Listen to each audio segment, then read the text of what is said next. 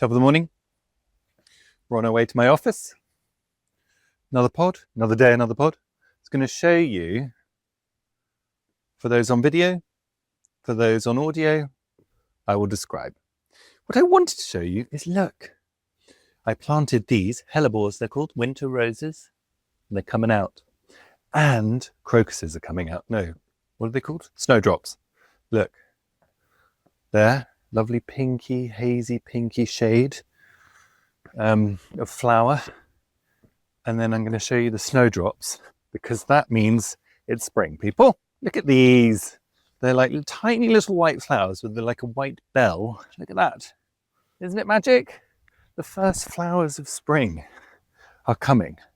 How bloomin' cool is that? And I've got here bird boxes. I'm going to show you these. So bird boxes, this, you put it about 6 feet up a wall and a blue tit or sparrow or whatever will nest in it. How lovely is that? So they're all going to go up. I just need to get my drill. And I've been on the David Austin website, which for anyone who knows is the where you buy your roses. Because I bought a couple of roses. It's all very exciting. But more to the point, listeners, how are you? Someone said to me, 100 days of January. I was like, oh, that sums it up. Blimey O'Reilly is all I'll say. How are we all coping with this? I mean, it's here in the Cotswolds where I am. It has not stopped raining. And there's floods everywhere and all that stuff. It's very cold in this room because there's no heating in it. I've lit the fire. But it's still chilly. All I can say is that's why it made me so happy seeing those things, actually. I'm seeing those flowers because I feel like we are coming out the other side. Got some envelopes delivered. The guy just threw the packet on the floor, the Amazon guy, or woman, to be clear, Chris, in a puddle. So my envelopes are all soaking wet. Now then, let's do some of the formalities. Welcome to Homo Sapiens. My name's Chris Sweeney. This is our weekly email catch-up episode. We had Dr. Rand talking about Heated Rivalry. We spoke about Heated Rivalry.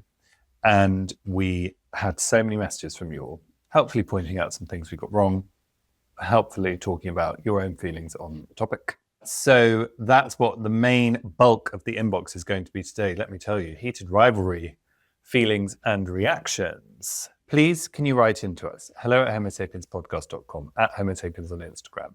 Follow us on YouTube @homosapienspod. Lots of you have followed. Thank you. We still need more subscribers. So if you've got a YouTube account, please head there and subscribe.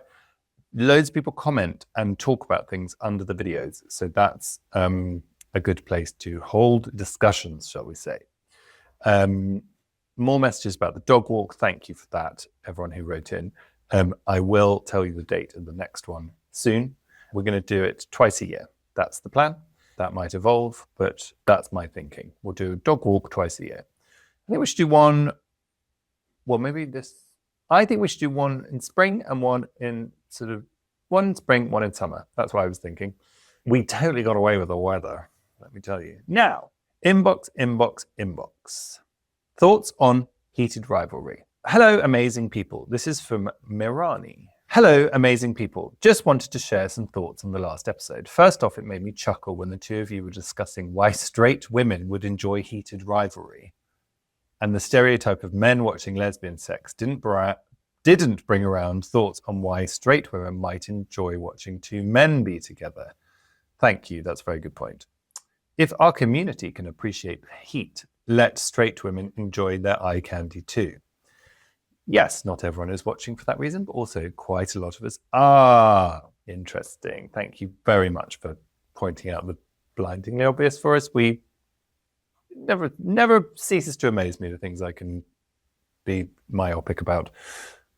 Keeping on the stereotype theme, let's talk about why gay men in sports struggle with coming out when women playing sports are automatically assumed to be lesbians. Fascinating.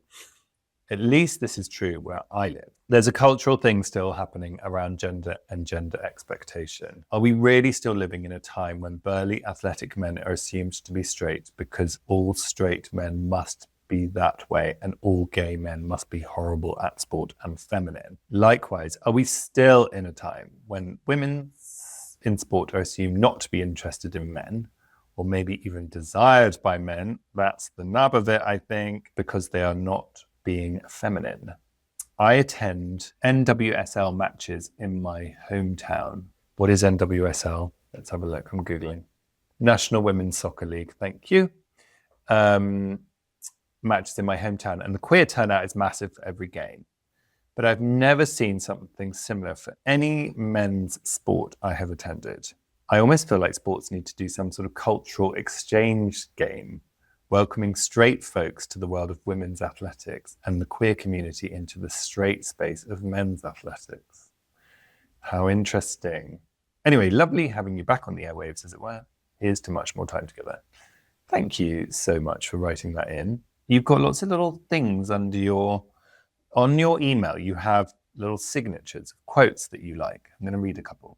Behold that which is said to the listeners. Violence is a precision instrument. It's a scalpel, not a club. Intendant Kira Nye's Star Trek Deep Space Nine.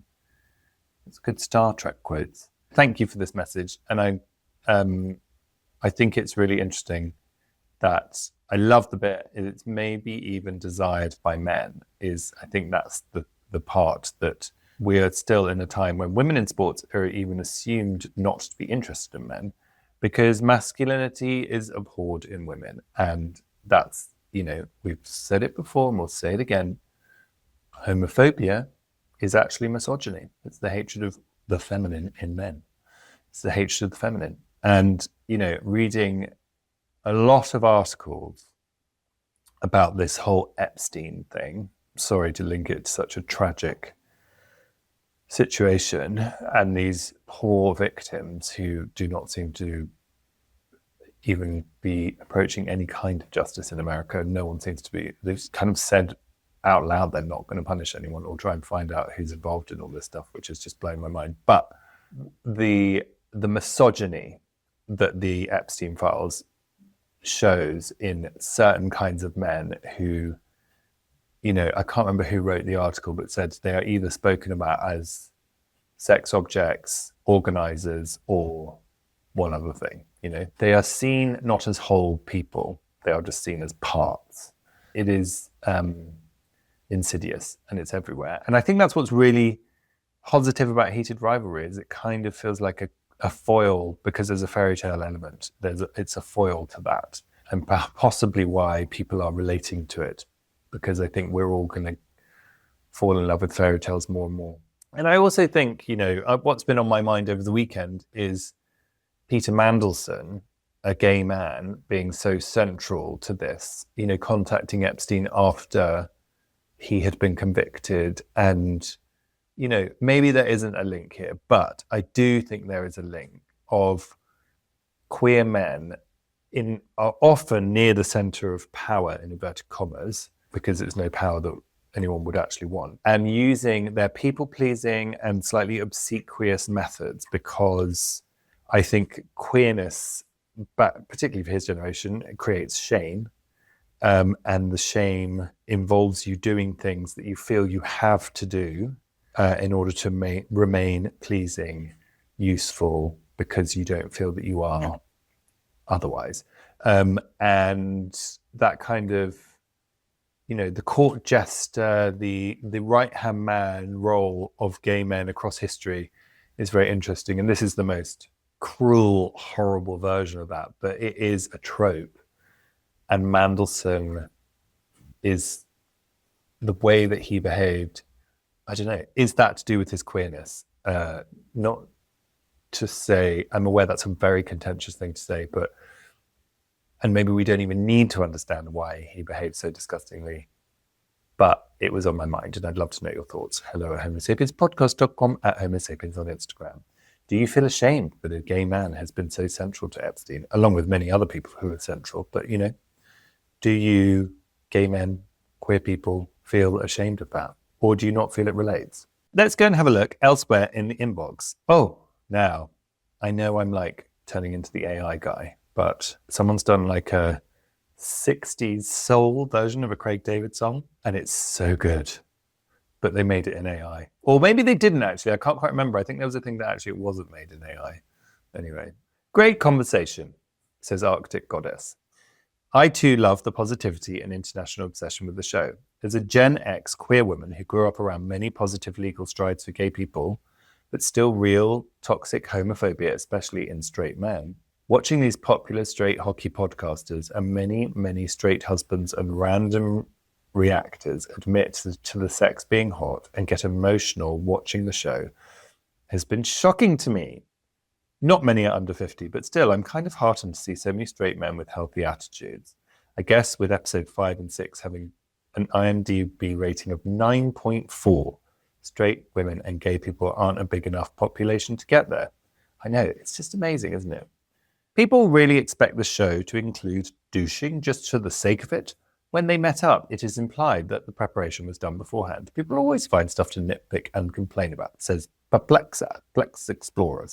Explorer. Anyway, I agree. I think that the truth of the matter is that people, I don't think you have to show douching. I don't think we put the same demands on straight sex. I have to do all the preparation. I don't demand that I see someone waxing. The apartment and houses are beautiful because star hockey players make a ton of money, says Dobie. Of course, Dobie, but that does not mean, let me tell you, that they live in apartments like that are curated to within an inch of their life. There's something queer about the way those houses are laid out and all the decoration, let me tell you. Plex says, I really enjoyed watching your discussion of perspectives of Heated Rivalry. Lots of very interesting and good points made. Well, Plex, aren't you kind? I'm one of those het women of a certain age who loved the books and then the TV show in equal measure. A couple of notes on things that were said. 1, I understand why Shane and Ilya's relationship might be perceived as a bit toxic in episodes 1 and 2. This never feels like that in the book. In the Las Vegas scene at the end of episode 2, in which Ilya comes across as cold, detached, and domineering, he's actually heartbroken because he's starting to realize his feelings for Shane, but thinks that he, the bad boy, has nothing to offer Shane, that he is not good enough to have Shane, and that if he gets attached further, he will be horribly hurt. Not even talking about the implications an outing might have on his job, his relationship with his family, and Russia. So he tries to push Shane away. Yeah, that's interesting. I think the things that we do when we feel we're not worthy of something always fascinate me.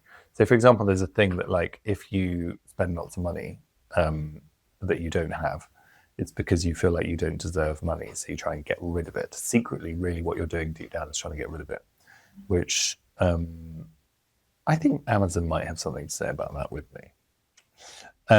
Like my envelopes, but I didn't need my envelopes. Back to the message, both Rachel Reed and Jacob Tierney have confirmed that Shane is on the autistic spectrum. As someone who likes clear instructions and clarity in social situations, Shane enjoys Ilya's power play in the bedroom and likes his boundaries pushed a little. Well, that is fascinating. 3, communications and sex. These two guys are only 17, 18 at the beginning of the show. They have not learned how to communicate on an emotional level, but sex works. This is because we were saying that sex can sometimes feel more easy than relationships, because sex is, the person is replaceable, whereas in an emotional connection, they're not. It's all about the person. It is their only way of communicating with each other to start with, and part of their relationship development. Both men can only acknowledge their feelings as they get older and get more attached to each other. So what you said is feelings equals grown-up stuff totally hits the spot. That was Ranj with that bit of wisdom. Shane